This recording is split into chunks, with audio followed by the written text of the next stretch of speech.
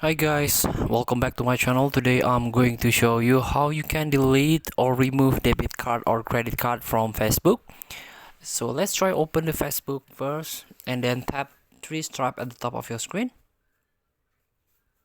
This is the Facebook settings, and you can tap on settings and privacy here. Scroll down and this one, the Facebook Pay, you can tap it. And then you can go to the payment methods here. So if you're not yet add a credit or debit card, you can add it.